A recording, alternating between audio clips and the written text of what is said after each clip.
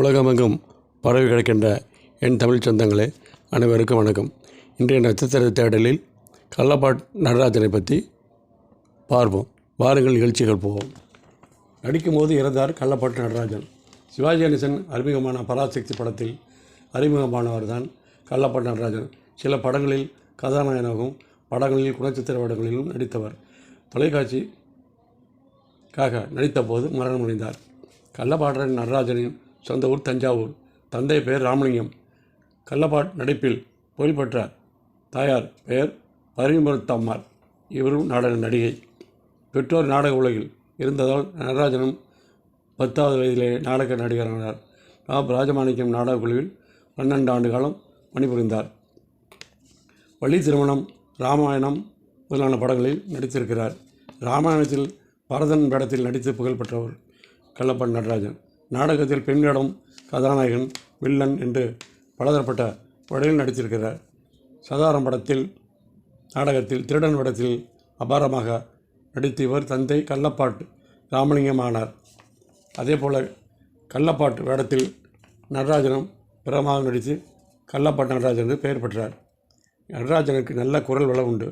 எனவே டப்பிங் படங்களில் கதாநாயகர்களுக்கு குரல் கொடுத்தார்.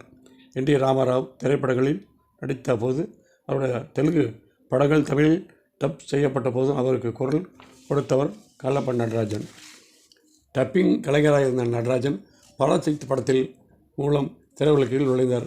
பராசக்தி படத்தில் எஸ்.எஸ். ராஜேந்திரனுடன் மோதும் அகதி முகாம் அதிகாரியாக நடித்தார். பின்னர் பெரிய கோயில் படத்தில் கதாநாயகனாக நடித்தார். நாகமலை அழகி என்ற படத்தில் இரட்டை படத்தில் நடித்தார்.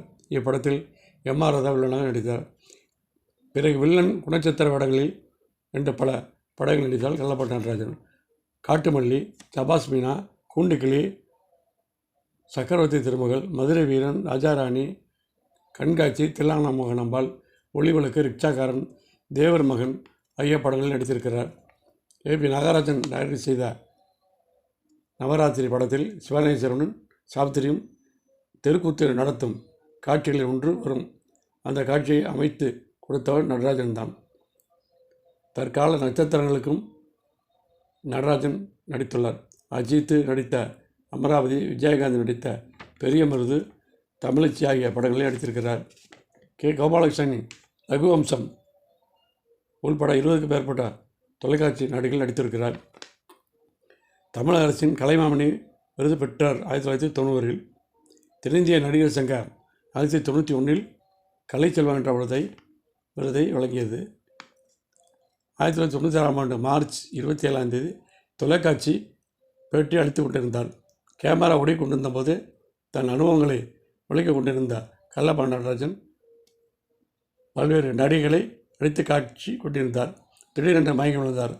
காற்றில் சுற்றியிருந்தவர்கள் பதறி கொண்டு போய் பார்த்தபோது நடராஜன் உயிர் இல்லை. கடைசி மூச்சு வரை உள்ளவரை நடித்து கொண்டிருந்தவர் கள்ளப்பாட் நடராஜன். வாழ்க நடிகர் கள்ளப்பாட் நடராஜனின் புகழ். வணக்கம்.